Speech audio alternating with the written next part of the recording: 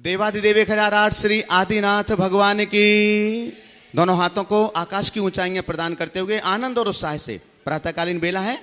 देवाधिदेव 1008 श्री चंद्र प्रभु भगवान की, परम शांति विधायक श्री शांतिनाथ भगवान की, चिंतामणि श्री पार्श्वनाथ भगवान की, वर्तमान शासन नायक श्री महावीर भगवान की, 24 तीर्थंकर भगवंतों की, संत श्रोमणी 108 आचार्य गुरुवर श्री विद्यासागर जी महामुनिराज की, पूज्य मुनिवर श्री प्रमाण सागर जी महाराज की, पूज्य मुनिवर श्री विराट सागर जी महाराज की।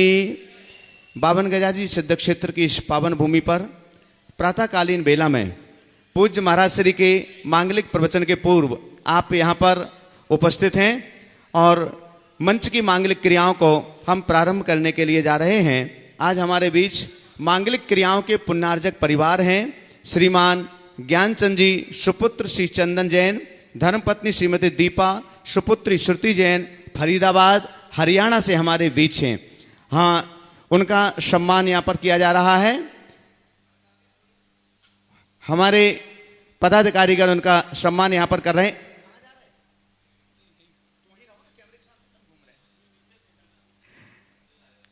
चलिए, पुण्यार्जक परिवार से हमारा अनुरोध है, आचार्य भगवान के श्री पहले महाराज श्री के श्री चरणों में श्रीफल समर्पित करके मंगल आशीष ले लें और उसके बाद में आचार्य भगवान के श्री चित्र का अनावरण, दीप प्रज्वलन, शास्त्र भेंट और पूज्य महाराज श्री के चरणों के पाद प्रक्षालन का पावन सौभाग्य प्राप्त करें। हमारे आज के पुण्यार्जक परिवार साथ में खड़े हो जाएं।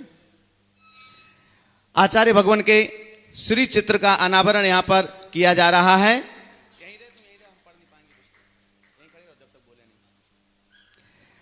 जोरदार जोरदार करतल ध्वनि से आप भी इस मांगलिक क्रियाओं की अनुमोदना करके पुण्य अपनी झोली में एकत्रित कर सकते हैं। चित्र अनावरण के बाद दीप प्रज्वलन की पावन प्रक्रिया को पुण्यार्जक परिवार संपन्न कर रहे हैं।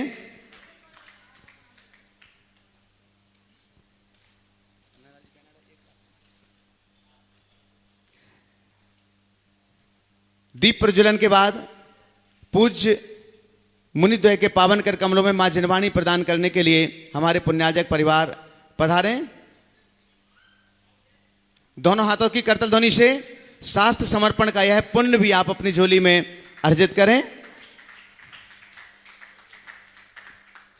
चलिए, पुण्यार्जक परिवार पाद प्रक्षालन के लिए प्रथमता पहुंचे। पूज्य महाराज श्री के पावन श्री चरणों का पाद प्रक्षालन का सौभाग्य प्राप्त करें और पाद प्रक्षालन के लिए हम सम्मिलित कर रहे हैं। साथ में हमारे बीच वृत्ति श्रावक महेश जी विलहरा सागर से हमारे बीच हैं, गुणायतन के शिरोमणि संरक्षक हैं।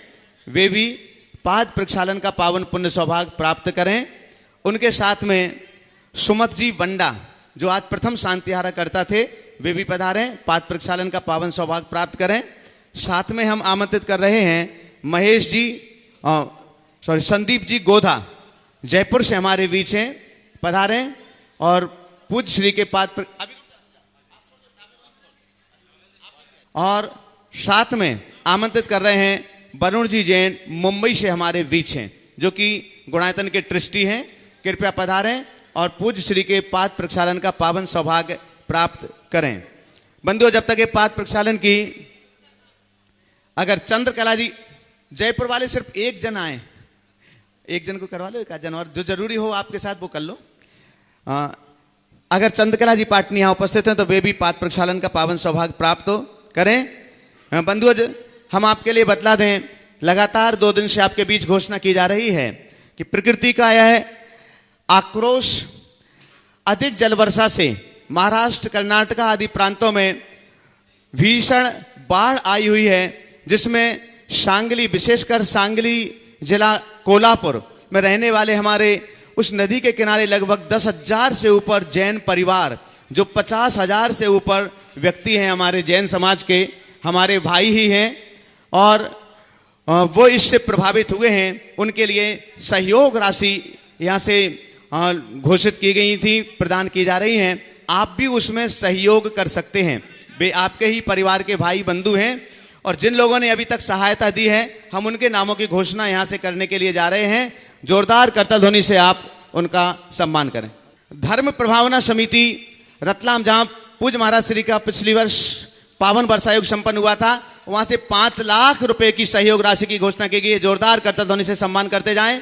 1 लाख रुपए की राशि जिन्होंने घोषित की है उनके नाम घोषित हम यहां से कर रहे हैं।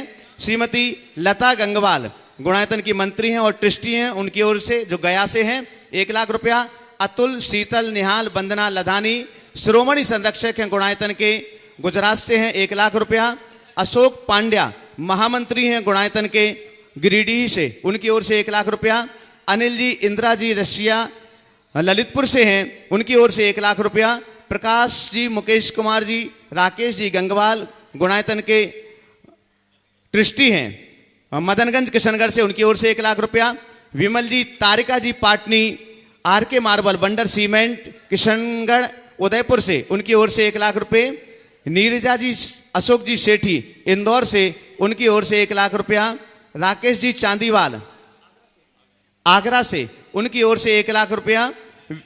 गुणायतन ट्रस्टी विनोद जी काला अध्यक्ष गुणायतन कोलकाता से, उनकी ओर से 1 लाख रुपया।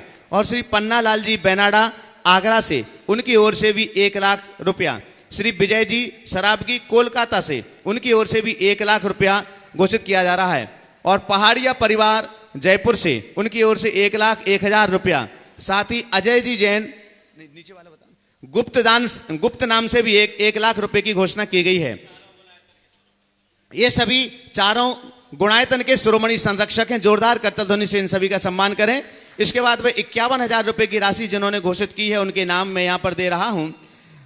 संजय सरिता जी वाकलीवाल लखीमपुर गुवाहाटी आसाम से, आनंद जी जैन इंदौर से, दीपक जी जैन बेंगलोर से, विमला जी बिलाला फैमिली परिवार इंदौर से, जगदीश प्रसाद शरद जैन दिल्ली से, पवन जी दोषी वाकानेर से, विनोद किरण जी दोषी वाकानेर से, विजय जी जैन अल्ट्राटेक मनावर से, शिखर चंद जी जुगल जी पाटनी अंजन से, डॉक्टर वीना डॉक्टर एस के पाटोदी अजमेर से, अशोक जी कासलीवाल दुर्ग से, दिनेश दीपक पचौरी भिंड वाले कटलाल से, वीना जी जैन भाटापाड़ा से, कीर्ति मुकेश जी मेट्रो दिल्ली से, राज प्रकाश जी पहाड़िया कुक्षी से, आरसी जैन मनावर से, गुलाब देवी सुरेश नरेश दिनेश पांड्या आगरा से, शकुन दीदी जी सागर से और ब्रह्मचारिणी सुनीता दीदी सागर से। इसके साथ अतुल जी एस के जैन गुणायतन ट्रस्टी हैं ITI वाले कानपुर से, उन्होंने 51,000 रुपए। और साथ ही उनके दोनों बेटों ने जो गुणायतन ट्रस्टी हैं अतुल जी जैन कानपुर से और विपुल जी जैन, उनके दोनों बेटों ने भी अलग अलग 51,000 रुपए सहयोग राशि प्रदान की है। महेश जी बिलहरा सागर से हमारे बीच हैं, गुणायतन के शिरोमणि संरक्षक हैं, उन्होंने भी 51,000 रुपए की सहयोग राशि प्रदान की है। और सुभाष चंद जी नीलमा जी जैन साहिबाबाद से हैं, उनकी ओर से 51,000 रुपए की राशि की घोषणा की गई है। NC जैन दिल्ली से हैं 51,000 रुपए, VC पहाड़िया कोलकाता से 51,000 रुपए और अजय जी जैन को भोपाल 51,000 रुपए की राशि की घोषणा यहां पर की गई है। इसके अतिरिक्त और भी बहुत से 11,000 वाले, लेकिन उनके नामों की घोषणा हम समय की कमी की वजह से नहीं कर पा रहे हैं। इसके महाराज श्री की आज्ञा है। इसके बाद के जो नाम हैं जिन्होंने 31,000 रुपए की सहयोग राशि प्रदान की है, श्री वीरचंद जी उषा रानी बड़जात्या परिवार दिल्ली से, इन्होंने 31,000 रुपए सहयोग प्रदान किए हैं। रवि नीलांजना जी जैन बड़ोदरा से, इन्होंने 25,000 रुपए सहयोग राशि प्रदान की है। जितेंद्र जैन देवेंद्र जी जैन गोधा बड़वानी से हैं, इन्होंने 21,000 रुपए सहयोग राशि प्रदान की है। रमा जी जैन दिल्ली से हैं, इन्होंने भी 21,000 रुपए सहयोग राशि प्रदान की है। इसके अतिरिक्त जिन्होंने 11,000 रुपए सहयोग राशि में प्रदान किए हैं उनके नामों की घोषणा हम यहाँ पर कर रहे हैं। उमराव देवी अजीत जी गोधा लखीमपुर गुवाहाटी आसाम, सुरेखा दिलीप जी जैन सोनागिर, सरोज जैन भोपाल, राजेंद्र झांझरी इंदौर, इंदु बड़जात्या बाकानेर, नीलेश सुरेश चंद बड़जात्या कुक्षी, PC जैन उषा किरण जैन उज्जैन, सुभाष जी रेखा जी कुमारी काव्या जैन अजमेर, प्रशांत पाटनी विवेक सौगानी झालरा पाटन 12, वीरेंद्र अश्विनी कुमार जैन अजमेर, चिरौंजी लाल मोहित जी काला मणिपुर, त्रिशला शांति जी छावड़ा सोनकच्छ, सीमा दोषी बुजुर्ग नगर इंदौर, बजरंग नगर इंदौर, अरुण पन्ना लाल जी जैन कुसुम्बा, इंदिरा सुभाष जी पापड़ीवाल इंदौर, प्रवीण जैन, प्रतिभा जैन शांति परिवार सतना, डॉक्टर रश्मि सिंगई भोपाल, अशोक कुमार कुरी चंद जी जैन वेदावत उदयपुर, ब्रह्मचारिणी सुजाता दीदी छोटे लाल जी जैन गैरतगंज, सुधा सुषमा जी जैन भोपाल, श्री अरविंद जी राजा जबलपुर 21,000 रुपया, सुरेंद्र जी मालथौन 11,000 रुपया, रोमित जैन सागर 11,000 रुपया। इस प्रकार से इतने दानदाताओं ने सहयोग राशि प्रदान की है। इसके अतिरिक्त पवन कुमार जी अजमेरा इंदौर और पवन पदम जी गंगवाल धार। एक बार जोरदार करतल ध्वनि से सभी के लिए सामूहिक रूप से तालियां बजा दें सबके सम्मान में। विमल कुमार जी, कुसुम वरुण जी, सौरभ जैन 11,000 रुपये, माणक चंद जी, महेंद्र कुमार जी, शुभम जी 11,000 रुपये। चलिए दोनों हाथों को जोड़ लें। शेष जो घोषणाएं आएंगी हम बाद में कर देंगे, क्योंकि आज लाइव का समय निर्धारित है। जो भी इस कार्यक्रम को देश और दुनिया में देख रहे हैं, हमारा उनसे अनुरोध है कि हमारे भाई बंधु बाढ़ पीड़ितों के लिए लगभग 50,000 व्यक्ति इस बाढ़ से प्रभावित हुए हैं। 10,000 घर जो सांगली जिले में नदी के किनारे हमारे जैन परिवार रहते थे, उन सब की सहायता के लिए आप जो भी कर सकते हैं करें। जो भी राशि यहाँ से बोली गई है, कल हम इसका अकाउंट नंबर या कहाँ पर भेजना है कल हम आपके लिए बतलाएंगे, तभी आप अपनी राशि उस स्थान पर भेजें।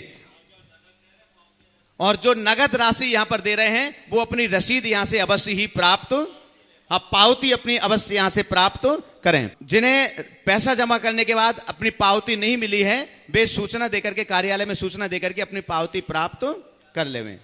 11,000 रुपये श्री महावीरी देवी माँ साडम वाली माँ जो हैं उनकी ओर से बाढ़ पीड़ितों के सहायतार्थ यहाँ पर प्रदान किए गए हैं। एक बार जोरदार करतल ध्वनि से सम्मान करें।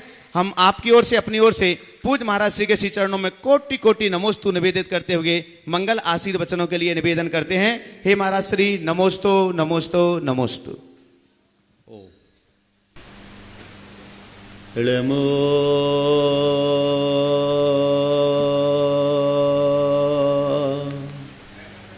अरिहंता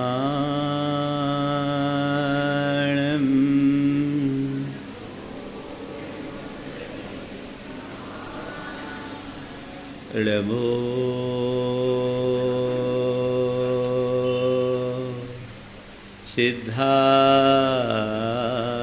सिद्धाणं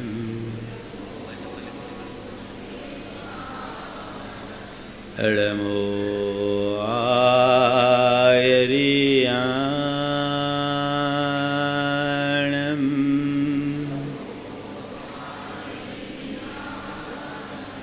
नमो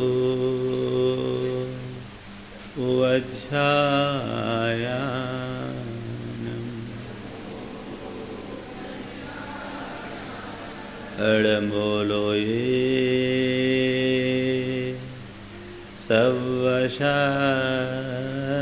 सवशाहुनम्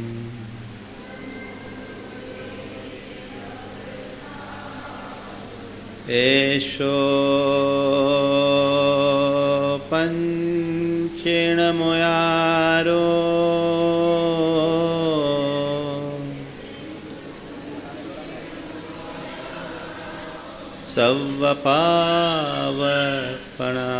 सवपावपणाशिनो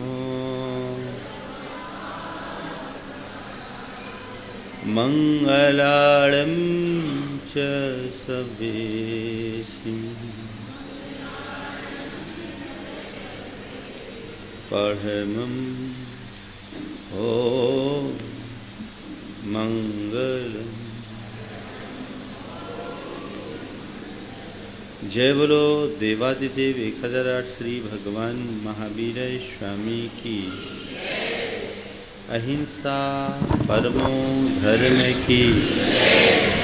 परम पूज्य आचार्य गुरुवर श्री विद्यासागर जी महाराज की। पूज्य मुनिवर श्री प्रमाण सागर जी महाराज की। पूज्य मुनिवर श्री विराट सागर जी महाराज की। अभी तक आचार्य मानतुंग भगवान की स्तुति इस मनोभाव से कर रहे थे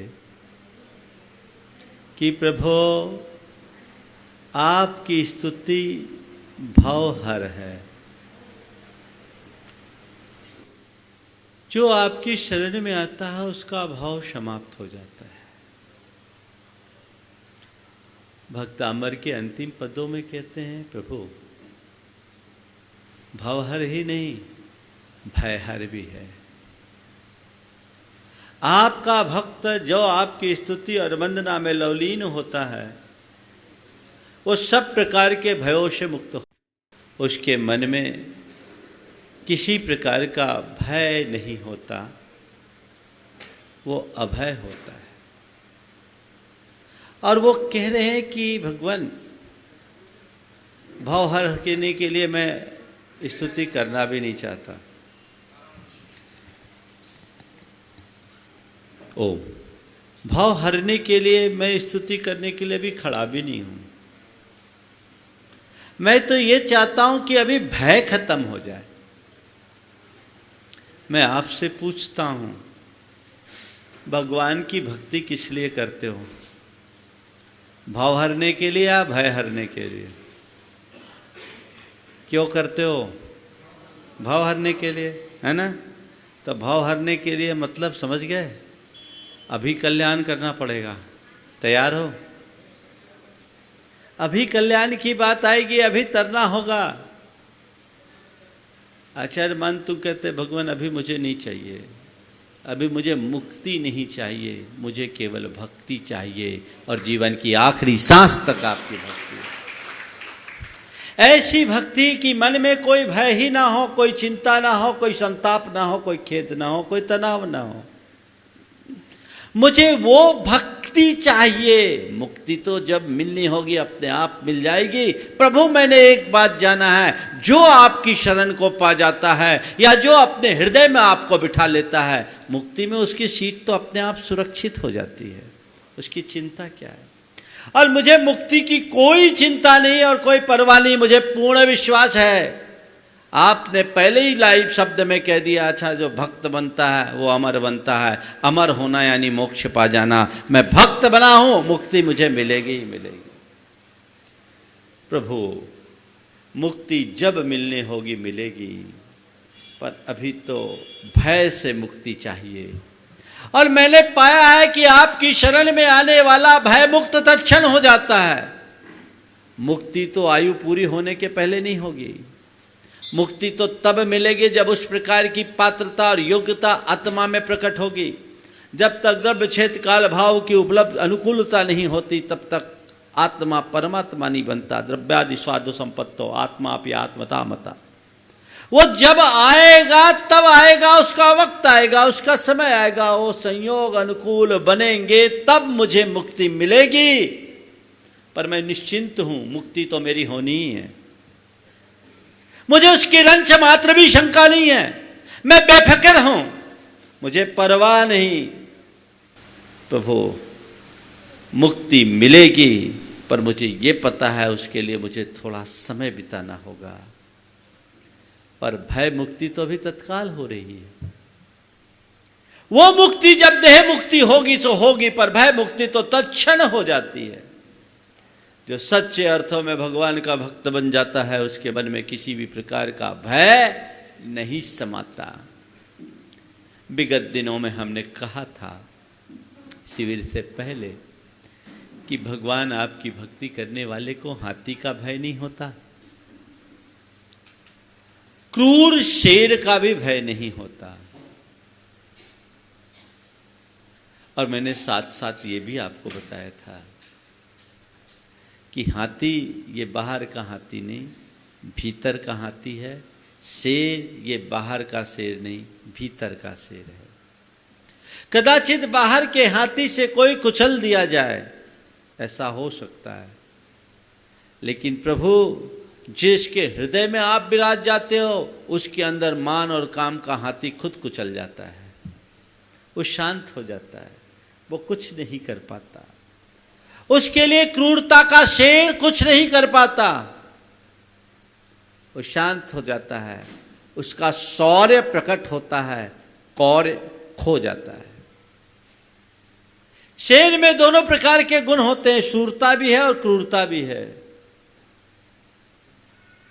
सामान्य व्यक्ति के लिए शेर की क्रूरता का शिकार होना पड़ता है, पर प्रभु जो आपकी शरण में आ जाता है उसके भीतर आपके अपने भीतर की क्रूरता हमेशा हमेशा को समाप्त होती है और शूरता अपने पूर्ण प्रखरता के साथ प्रकट हो जाती है। अब आगे उसी बात को बढ़ाते हुए कह रहे हैं कि प्रभु, लोक में जितने भी प्रकार के भय है वो आपके भक्त के सिवा सबको हो सकता है, आपके भक्तों के लिए नहीं होता। अब अग्नि भय की बात कर रहे हैं।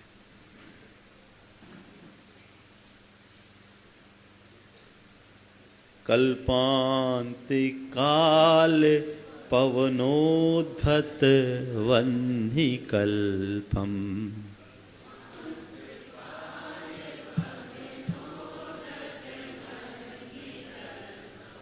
दावानलम ज्वलित मुज्ज्वल मुत्स्फुलिंगम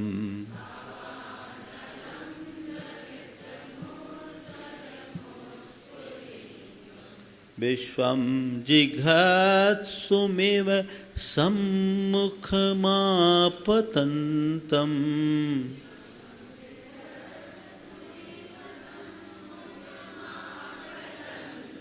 तन्नाम कीर्तन जलम समयत शेषम।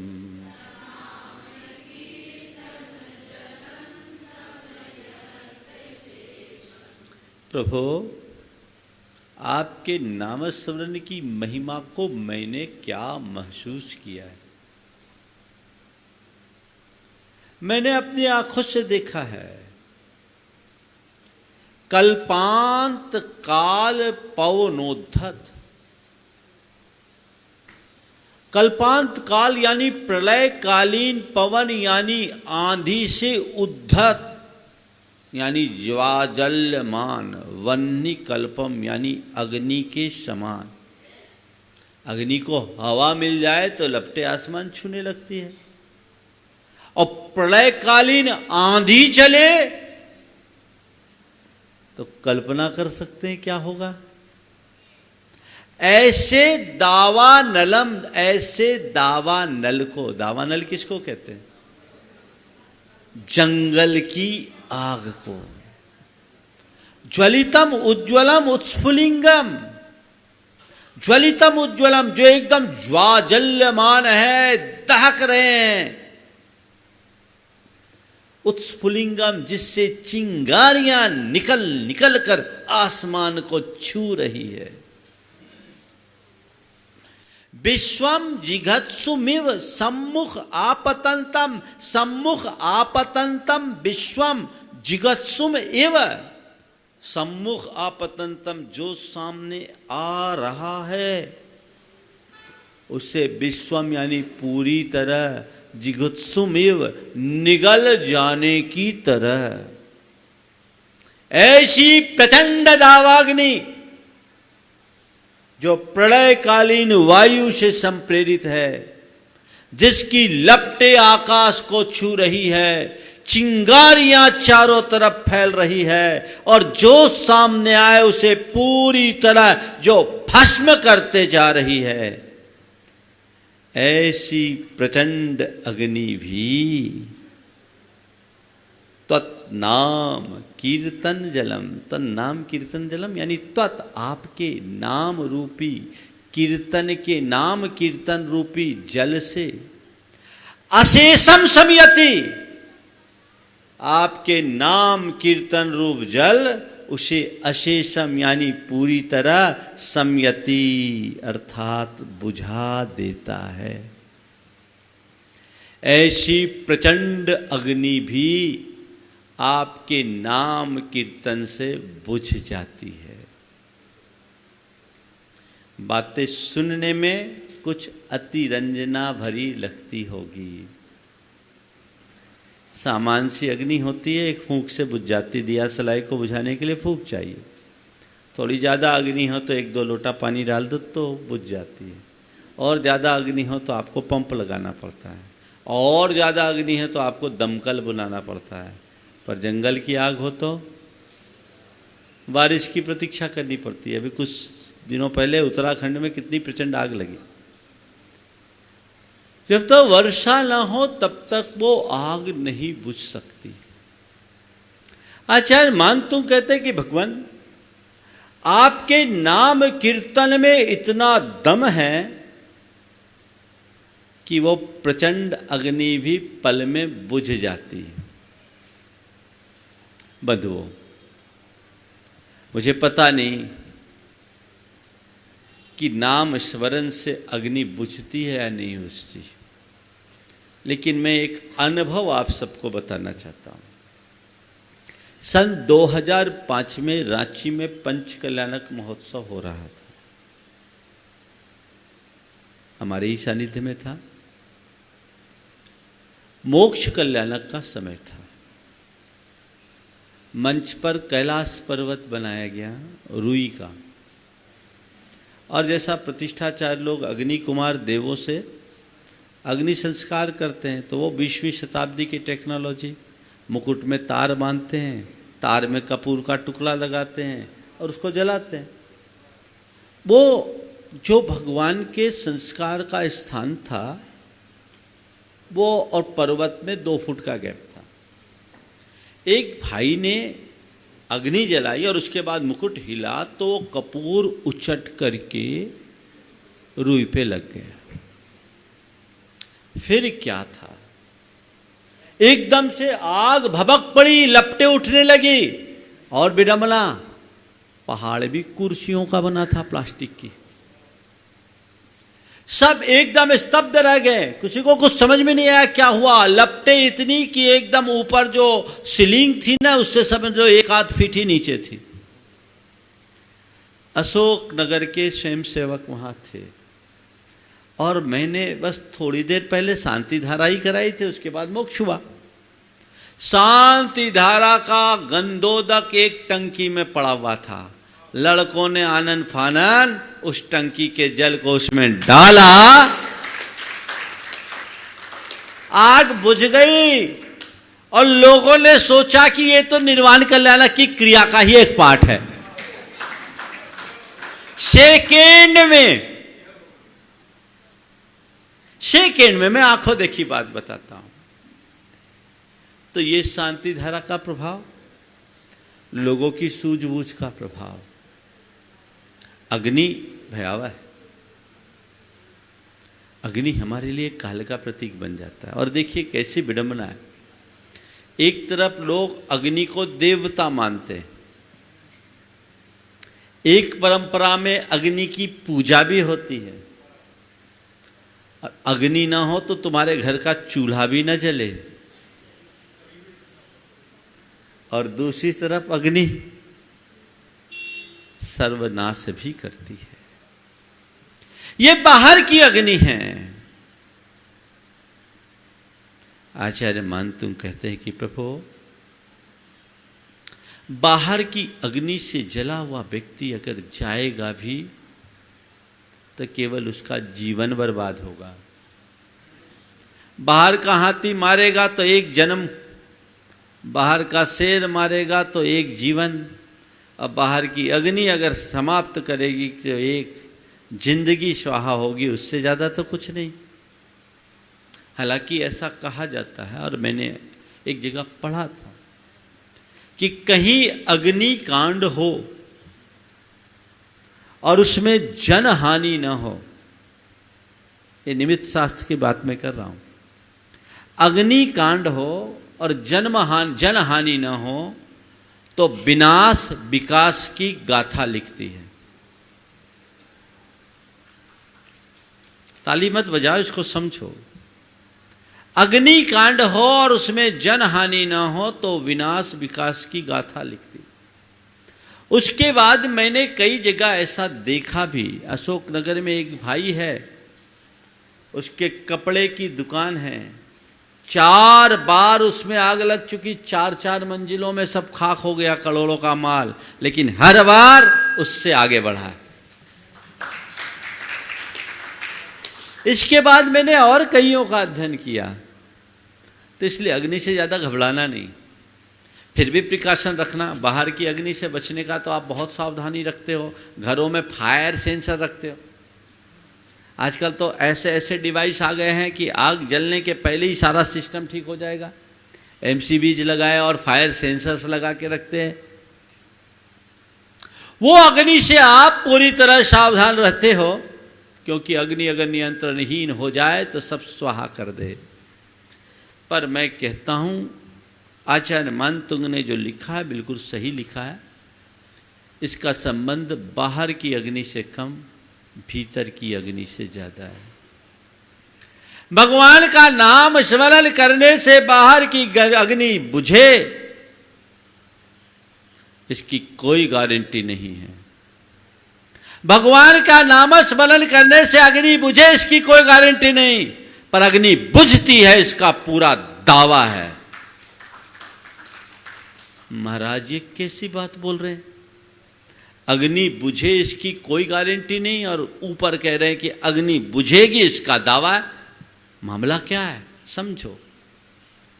बाहर की अग्नि बुझे इसकी कोई गारंटी नहीं, पर भीतर की अग्नि बुझेगी इसकी पक्की गारंटी है। ये अग्नि कौन सी है? कषाय की अग्नि है, जिसके अंदर कषाय की अग्नि ज्वाज्वल्यमान है, भड़क रही है। अगर भगवान का नाम स्मरण रूप जल के 2 छींटे उस पर पड़ जाए, पल में शांत होगी। जब भी तुम्हारे अंदर की कषाय बढ़ने लगे, भगवान का नाम लेना शुरू कर दो, कषाय शांत हो जाएगी। और किसी की कषाय अग्नि भड़की हुई है, वो तुम्हारे सामने आके खड़ा हुआ है, तुम भी प्रतिवाद करना बंद कर दो, भगवान का नाम लेना शुरू कर दो, कषाय शांत हो जाएगी। नाम लेना शुरू कर दो, कषाय शांत हो जाए, लेकिन ध्यान रखना मन ही मन लेना, नहीं तो और फायर हो जाएगा सामने वाले। आपके नाम स्मरण से बहुत फर्क पड़ता है। और एक बात बताऊं, इसका संकेत आचार्य ने दिया है। प्रलयकालीन वायु के द्वारा प्रेरित अग्नि है ना, शब्द क्या दिया? कल्पांत काल पौनोद्धत। ये कल्प शब्द विकल्प का द्योतक है। हमारे मन के संकल्प विकल्प की वायु से जो प्रचंड रूप ले रही है, ऐसी कषाय अग्नि जो हमारी आत्मा को समूचे लील लेती है, वो कषाय अग्नि प्रभु आपके नाम कीर्तन रूप जल से पल में बुझ जाती है इसमें कोई संशय नहीं है। चलिए आगे। अब सांप का भय। सांप को काल का प्रतीक माना जाता है। लोग देखते हैं तो सांप देखते ही घबरा जाते हैं, और इसी कारण लोग सांपों को मारने भी लगे। आज सांप की कई प्रजातियां नष्ट हो गई। भगवान आपके नाम स्मरण से सांप का भी कोई असर नहीं होता। देखिए, रक्ते क्षणम समद कोकिल कंठ नीलम,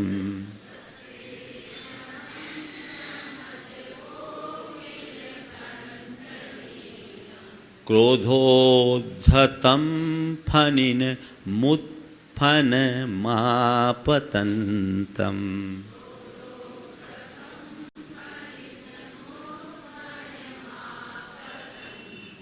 आक्रामति क्रमयुगेन निरस्त संकस,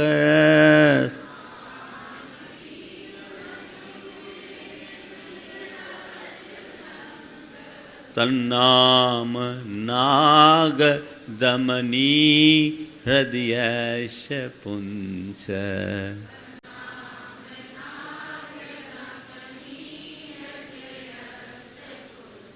हे प्रभु, यस्य पुंसा, जिस पुरुष के हृदय में तन्नाम नाग दमनी, आपके नाम रूप नाग दमनी होती। नाग दमनी एक जड़ी होती। कहते हैं उस जड़ी हमने देखी तो नहीं है, सुनी, लेकिन ऐसा कहा जाता है ये जड़ी होती है। इस जड़ी को जो हाथ में रख लेता है उसकी गंध से नाग मदहोश हो जाते हैं, तो वो काटते नहीं, एकदम सरेंडर हो जाते हैं। तो नाग दमनी पता नहीं सांप को सरेंडर करती हो या नहीं करती, पर आचार्य मन तो कहते हैं कि प्रभु आपके नाम को मैंने एक ऐसे नागदमनी के रूप में देखा है जो इस सर्प को एकदम शांत और निश्चेष्ट कर देती है। वो कौन सा सांप है? रक्ते क्षणम, जिसकी आंखें लाल है, समद कोकिल कंठ नीलम, मद सहित कोयल के कंठ की तरह जो नीला यानी एकदम काला है। क्रोधोद्धतम फनिनम, फनम उत्पतंतम, वो फनी कैसा जो क्रोध, फनी यानी सर्प, जिसके पास फन हो उसको बोलते फनी। क्रोध से जो उद्धत है और अपने फन से जो उत्पतंतम यानी फुत्कार मार रहा है, ऐसा फनिन मुत्फन मापतंतम आक्राम अतिक्रम युगेन निरस्त शंका, अपने दोनों क्रम युगेन चरणों से उस सांप को भी निरस्त शंका निश्चिंत होकर के, जिसके पास आपके नाम की नागदमनी है, पार कर जाता है और सर्प उसका कुछ नहीं करता। सांप बहुत खतरनाक होता है, एक बार काट खाए ऐसा कोबरा तो किसी को बचने ही न दे। लेकिन भगवान के नाम के स्मरण से वो कैसे शांत होता है, दो अनुभव आपको बताता हूं। एक बार मैं शौच के लिए जा रहा था, खेत की मेड़ से जा रहा था, एक खेत को क्रॉस करके दूसरी खेत में मुझे जाना था। रास्ते में मुझे एक सांप दिखा, करीब 5 फुट लंबा होगा, कोबरा काला। मुझे देखा, फन ऐसे फैला लिया। मैंने उससे कहा, भैया मुझे कुछ तुमसे कोई तकलीफ नहीं है, तुम्हें भी मुझसे कोई तकलीफ नहीं होना चाहिए, मुझे आगे जाना है, रास्ता दे दो, रास्ता क्यों रोके हो? और संस्कार बस ये छंद मुख से निकल गया। रक्ते छनम समद कोकिल कंठ नीलम क्रोधोद्धतम फणिन मुत्फन मापतंतम आक्रामति क्रम युगेन निरस्त संकस्तन्नाम नाग दमनी हृदयस्य पुंस। मेरा ये छंद पूरा नहीं हुआ, उसने फन समेटा, धरती को प्रणाम किया और वापस चला गया। जब चला गया हम निकल गए। दूसरा केस महाराज जी के साथ उदयपुर में घटा। उदयपुर में आपात स्थिति में जो शौच जाने की एक जगह बनी थी, उस जगह में एक सांप घूमता रहता था। लोगों ने क्या रखा था, इधर सांप घूमता, वो भी कोबरा ही था, 4 फुट का होगा, 4 फुट का था। अब महाराज जी को दोपहर में प्राय जाना पड़ता है। वो गए, देखे तो सांप वहां बैठा। महाराज जी ने बताया कि मैंने सांप को देखा, गया भैया चौमासा करना है, तुम भी आराम से रहो, हमें भी आराम से रहने दो। अगर कोई चक्कर पड़ गया तो मुश्किल हो जाएगी, तुम्हें भी हमें भी। तो भैया कोई ठिकाना ढूंढ लो। महाराज ने इतना कहा, चुपचाप, उसके पहले तो मोर्चा साधा हुआ था, चुपचाप शांत हो गया, नमस्कार किया, नमस्कार किया, और फिर उसके बाद दोबारा वो सांप कभी नहीं दिखा। एक बात मैं आप सबसे कहता हूं, सांप उतना खतरनाक नहीं है, सांप से ज्यादा खतरनाक आदमी। सांप 2 ही स्थितियों में अटैक करता है, या तो उसको असुरक्षा महसूस हो या पुराना वैर हो। ऐसे सांप नहीं छिड़ता। लेकिन आदमी उससे ज़्यादा खतरनाक। 2013 में एक घटना सब जगह प्रकाशित हुई। उड़ीसा के भुवनेश्वर की घटना है, आप लोगों को याद आ जाएगी, अखबारों में छपी। एक शिव भक्त था, उसने सांप को पकड़ लिया और बार बार चूमे, सांप उसको गुस्से में काटे। वो कहे कुछ नहीं, ये तो शिव का प्रसाद है, ये तो शिव का प्रसाद है, ये तो शिव का प्रसाद है। करीब 40 मिनट तक वो सांप को चूमता रहा, चूमता रहा, चूमता रहा। उसके चूमने से सांप बार बार उसको डस रहा है, इस पर कोई अभी असर नहीं हुआ। अब पता लगा 40 मिनट बाद सांप मर गया और वो आदमी उसके 20 मिनट बाद मरा। सांप पहले मरा, आदमी 20 मिनट बाद मरा, मतलब सांप से भी ज्यादा जहरीला वो होगा। इसलिए किसी कवि ने बड़ी सार्थक बात लिखी, आदमी में इस कदर विष भर गया है, वंश सारा विषधरों का डर गया है। आदमी में इस कदर विष भर गया है, वंश सारा विषधरों का डर गया है। कल सुनेंगे आदमी के काटने से रास्ते का सांप कोई मर गया है। सांप का काटा आदमी बच जाए, आदमी का काटा बड़ा मुश्किल है, क्योंकि सांप काट कर पलटता है और आदमी पलट कर काटता है। सांप काट के पलटता है, आदमी पलट कर काटता है। इसलिए ये सांप हमारे भीतर का जहर है, हमारे अंदर का क्रोध।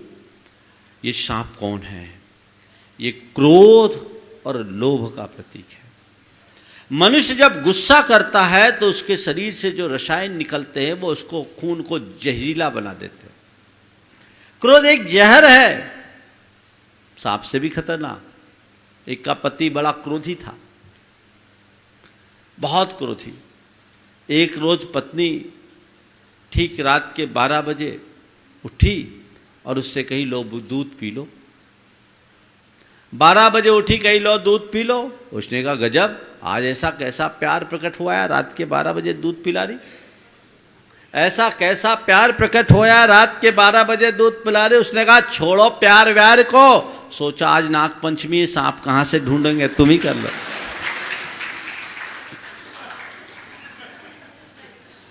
है ना, ये जहर है, इस जहर को खत्म करो। क्रोध मनुष्य को जहरीला बनाता है, ये सांप है।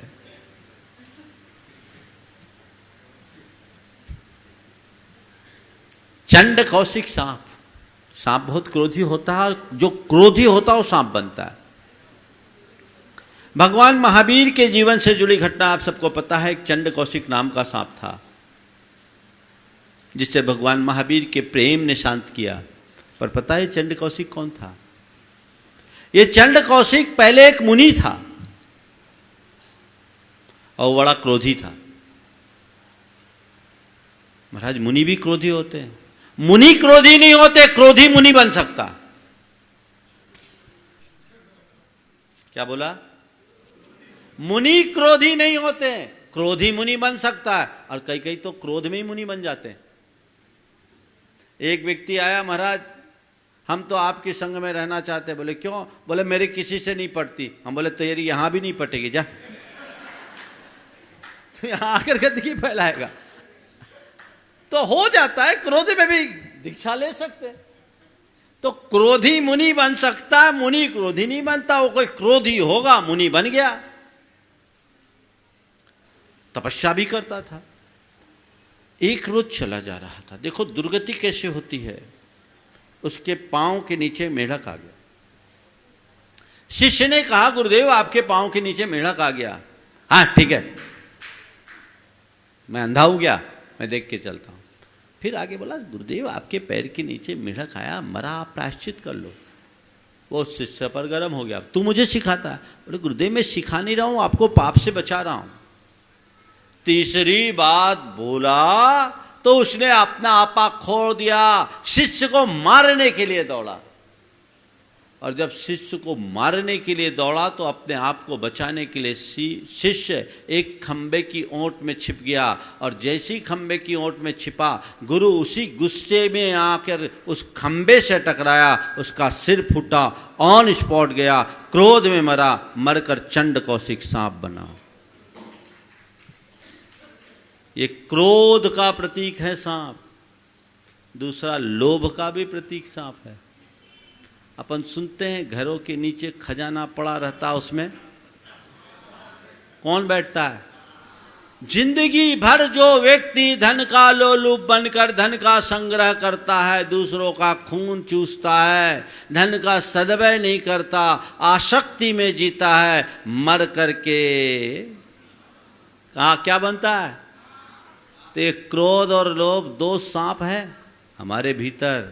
भगवान जो आपका भक्त बन जाता है, जिसके हृदय में आपके नाम की नाग दमनी होती है, उसके लिए सांप कुछ भी नहीं करता, उसका क्रोध भी शांत होता है और लोभ भी शांत होता है। इसमें कोई संशय है क्या? अपने क्रोध और लोभ को शांत करने की चेष्टा होनी चाहिए। वो अगर हमारे अंदर जग गई तो सब चीजें ठीक होगी। बंधुओं, आपदाएं विपदाएं तो आते रहती है। कर्म के उदय से सबके पास आपदा आती, सबके साथ आपदा आ सकती है। सामान्य आदमी आपदा से विचलित हो जाता है, पर जो सच्चा सम्यक दृष्टि है वो बड़े बड़े विपदाओं को भी झेल लेता है, वो भयभीत नहीं होता, विचलित नहीं होता। हाँ, कोई दूसरा विपदा में फंसा दिखे तो अंदर से द्रवीभूत हुए बिना नहीं होता। एक सम्यक दृष्टि की पहचान है जो स्वयं के बड़े बड़े कष्टों को बड़े आसानी से सह ले और दूसरों पर आए हुए कष्टों को देखकर मोम सा पिघल जाए। बंधु, आज एक ऐसा अवसर है, एक ऐसा प्रसंग बना जो पूरी की पूरी मानवता एक बड़ी त्रासदी के दौर से गुजर रही है। देश के एक बड़े हिस्से में बाढ़ है। कर्नाटक और महाराष्ट्र के कई जिले ऐसे हैं जिसमें बड़ी तादाद में लोग प्रभावित हुए। पिछले वर्ष केरल में भी था। हमने केरल के लिए लोगों से सहयोग के लिए अपील की थी, बहुत लोगों ने आह्वान किया था तो सहयोग दिया। आज तुम्हारे लिए एक बहुत बड़ा प्रश्न खड़ा है। विपदा में फंसे उन लोगों की सहायता के लिए तुम क्या करने जा रहे हो? और उसमें तुम्हारे 50,000 से ज्यादा साधर्मी हैं। महाराष्ट्र के कोल्हापुर और सांगली तथा कर्नाटक के बेलगांव जिले में जहां गुरुदेव का जन्म हुआ, वहां बहने वाले नदियों के तट पर बसने वाले गांव के गांव आज भी डूबे हुए हैं। लोगों में त्राही त्राही है। हजारों लोगों का घर बह गया, उनके पशु भर गए, मवेशी चले गए, खेतों में खड़ी फसल नष्ट हो गई, घर में कुछ भी नहीं बचा। जो तन पर पहनने के वस्त्र आदि वो अपने साथ रखे थे, उनके अलावा कुछ नहीं। आज सब शरणार्थी बने हुए हैं, राहत शिविरों में हैं। लोग उनके सहयोग के लिए हाथ बढ़ा रहे हैं। शासन प्रशासन उनके सहयोग में आगे बढ़ा है। देश की अनेक स्वयंसेवी संस्थाएं भी बढ़ चढ़ करके हिस्सा ले रही है। पर मैं कहता हूं, जैन समाज का भी एक बहुत बड़ा दायित्व है कि ऐसे लोगों की सहायता के लिए आगे आए और अपने सम्यक दर्शन के वात्सल्य अंग का परिचय दे। हमारे यहाँ तो विपत्ति में फंसे हर व्यक्ति को सहयोग देने की बात की गई और पीड़ित की कोई जाति नहीं होती, हमें सबका सहयोग देना चाहिए। पर जब पीड़ित में कोई तुम्हारा अपना हो तो तुम्हारे लिए तो सहयोग में और आगे आना चाहिए। आप सबको बढ़ चढ़ करके हिस्सा लेना चाहिए। थोड़ी देर के लिए कल्पना करो कि उस त्रासदी के दौर में अगर गुजरने वाले लोगों में तुम होते तो तुम्हारे ऊपर क्या बीतती। आज तुम सक्षम हो, समर्थ हो, सब प्रकार की अनुकूलताएं तुम्हारे साथ जुड़ी है, ऐसे कार्यों में अगर अपने धन का सदुपयोग नहीं करो, उसका सदुपयोग ना करो, तो ये किसी अर्थ का नहीं है। आचार्य शार में आचार्य वीर नंदी ने बहुत मार्के की बात लिखी। जैना नाम आपदगतास्तस्मात् उपकुर्वन्तु सर्वथा यो समर्थोपि उपेक्षेत स कथम समयी भवे। विपत्तिग्रस्त प्राणियों का सब प्रकार से सहयोग करना चाहिए। जो समर्थ हो करके भी उनकी उपेक्षा करता है वो स कथम समयी भवेत, वो सच्चा जैनी नहीं है, वो सच्चा धर्मी नहीं है, ये समझ करके चलना चाहिए। आज तुम्हारे धर्मियों पर संकट है, तुम्हें दिल खोल कर उनके सहयोग के लिए हाथ आगे बढ़ाना चाहिए। मुझे बहुत प्रसन्नता है कि विगत रविवार को जब इसकी चर्चा की गई शाम के संघ का समाधान में, उसी समय अनेक लोगों ने बढ़ चढ़ करके हिस्सा लिया। और मैंने कहा था कि 51,000 से नीचे वाले की घोषणा मत करना। बहुत अच्छी राशि आई, तब से आज तक राशि की घोषणा आप सबके बीच की गई, लेकिन ये पर्याप्त नहीं है। लाखों लोग रोज सुनते हैं शाम को और सुबह। तुम रोज सुनते हो, तुमसे कभी 1 रुपया का शुल्क नहीं लिया गया। तुम लोग आकर के कहते हो महाराज आपके संपर्क में आने के बाद जीवन बदल गया। मैंने आज तक तुम लोगों से कुछ नहीं चाहा। आज मैं पहली बार ये अपेक्षा रख रहा हूं कि तुमने जो सुना है और कृतज्ञता व्यक्त करना चाहते हो, तो वो सारा ऋण इस मानवता की त्रासदी को मिटाने के लिए पूरा करो। जितने लोग इसको सुन रहे हैं, एक आदमी वंचित न रहे। अपनी शक्ति और परिस्थिति के अनुरूप अपनी दान राशि बताए। जो नंबर चल रहे हैं आप उसमें केवल अभी अपने नाम की सूचना देंगे। अभी आपको राशि नहीं भेजना है, क्योंकि फॉर्मेलिटीज बहुत सारी है। ट्रस्ट कमेटी के लोग मुझे कहे कि महाराज हम एक अकाउंट उसका अलग बना ले, ताकि वो राशि यहाँ से जाए और हमको सुविधा हो। और ये सारी राशि ऐसे नहीं लगेगी। वहाँ हमारे संघ के वरिष्ठ निर्यापक मुनिराज नियम सागर जी महाराज हैं, आगम सागर जी महाराज है। उनके मार्गदर्शन में तात्या ब्रह्मचारी आदि का पूरा स्वयंसेवी संगठन है, वीर सेवा दल है और संस्थाएं। उनके माध्यम से इसके पाई पाई का सही उपयोग होगा। ये राशि उनके द्वारा बताए गए रास्ते में खर्च की जाएगी। इसलिए तुम्हें कुछ नहीं सोचना। जिन लोगों ने पहले चरण में अपना नाम दिया उन सबको मैं आशीर्वाद देता हूं। चूंकि कल मेरा मौन था और ज़्यादा जानकारी आ नहीं पाई भी, महाराज श्री से भी मुझे पता नहीं, महाराज श्री के पास भी कुछ संकेत आए। आज पूरी उसकी रूपरेखा बनेगी, उसकी आकलन किया जाएगा कि वहां जरूरत क्या है। और एक बहुत बड़ी त्रासदी है, तुम्हारे 10-20 हजार से कुछ नहीं होने वाला, लेकिन हर आदमी अगर 10-10 हजार 5-5 हजार भी देगा तो कईयों का घर बस जाएगा, वो उठ करके खड़े हो जाएंगे। और ध्यान रखना, जो व्यक्ति विपत्ति में फंसे व्यक्ति का सहयोग करता है उसके जीवन में की विपत्तियां दूर भाग जाती है। ये प्रयास करो। इसलिए जितने लोग भी सुन रहे हैं, एक व्यक्ति भी वंचित न रहे।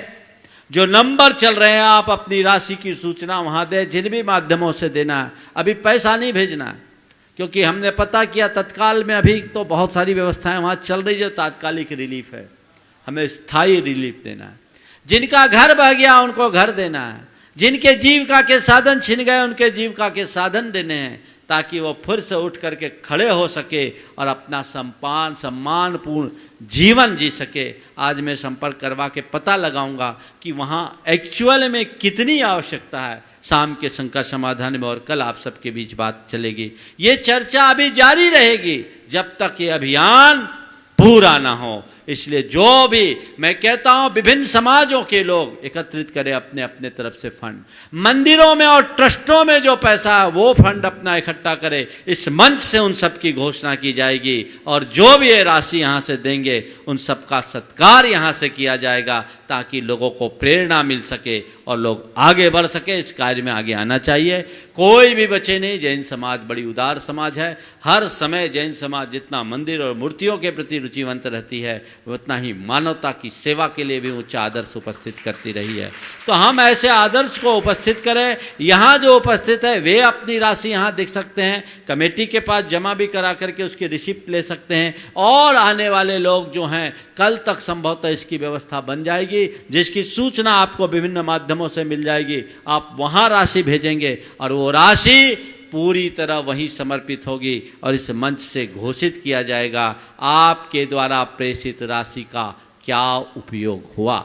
आपको कोई संशय करने की बात नहीं है। इसलिए ऐसी इस त्रासदी में हर किसी को भागीदार बनना है। हम इस भावना के साथ अभी महाराज श्री मंगल भावना आप सबके बीच रखेंगे। अपनी बात को विराम देने जा रहे हैं। आप सब बढ़ चढ़ करके हिस्सा ले, खुद आगे आए, औरों को प्रेरित करें।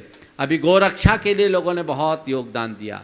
लगभग 2 करोड़ रुपए की राशि इस मंच से गोरक्षा के नाम पे हो गई। तो गोरक्षा में जैसे आपने रुचि जगाई, ये तो मानवता की रक्षा है, इसमें भी पीछे हटने की जरूरत नहीं है। सबको बढ़ चढ़ करके हिस्सा लेना है। बोलिए परम पूज आचार्य गुरुवर श्री विद्यासागर जी महाराज की। जिन लोगों ने भी अपनी तरफ से दान राशि दी है, मैं उन्हें अपनी तरफ से बहुत बहुत आशीर्वाद देता हूँ कि तुम्हारा ये दान तुम्हारे जीवन की सुरक्षा का कवच बने और तुम्हारी बाहरी भीतरी समृद्धि का आधार बने। बोलिए परम पूज आचार्य गुरुवर श्री विद्यासागर जी महाराज। मंगल मंगल होय जगत में सब मंगलमय होय।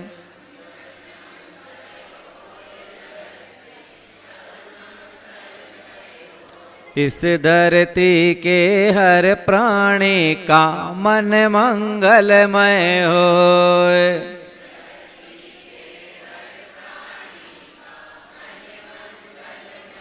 कहीं क्लेश कालेश रहे ना दुख कहीं भी होय।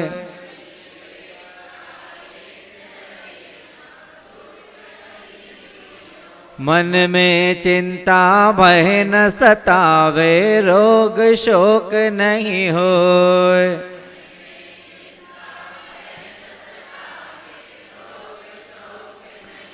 नहीं वैर अभिमान हो, मन में क्षोभ कभी नहीं होय।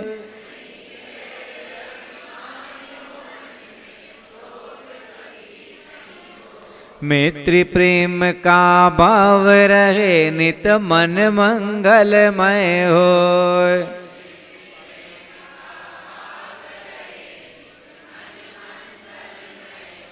मंगल मंगल होय जगत में सब मंगलमय होय।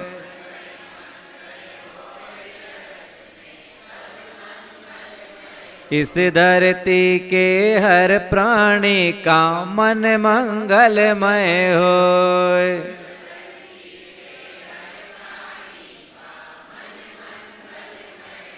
मन का सब संताप मिटे और अंतर उज्ज्वल होय।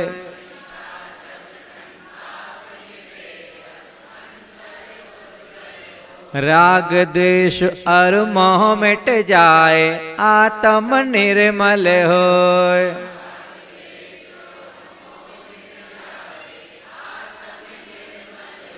प्रभु का मंगल गान करे, सब पापों का क्षय होय।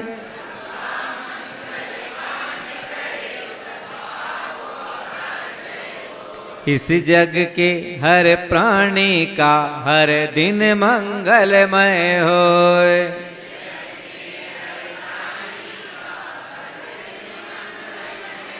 मंगल मंगल होय जगत में सब मंगलमय होय।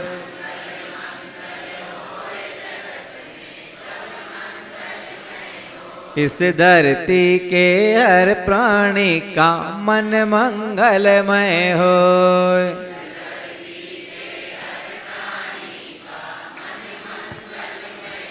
गुरु हो मंगल, प्रभु हो मंगल, धर्म सुमंगल होय।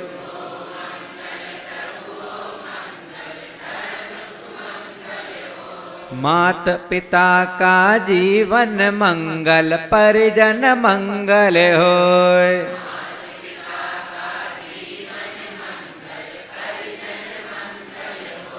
जन का मंगल, गण का मंगल, मन का मंगल होय।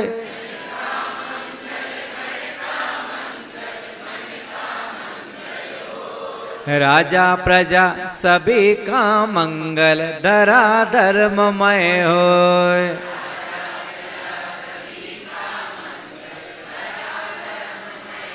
मंगल मंगल होय जगत में, सब मंगलमय होय।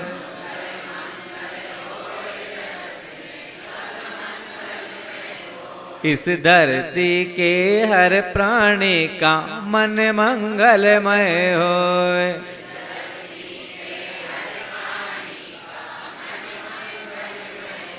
मंगलमय हो प्रात हमारा, रात सुमंगल होय।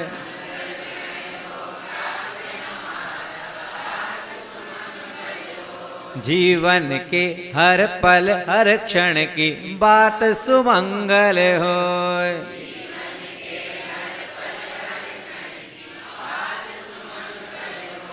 घर घर में मंगल छा जावे, जन जन मंगल होय।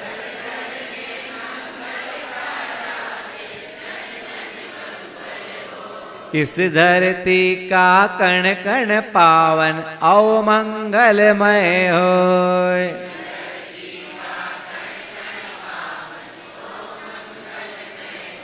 मंगल मंगल होय जगत में, सब मंगलमय होय।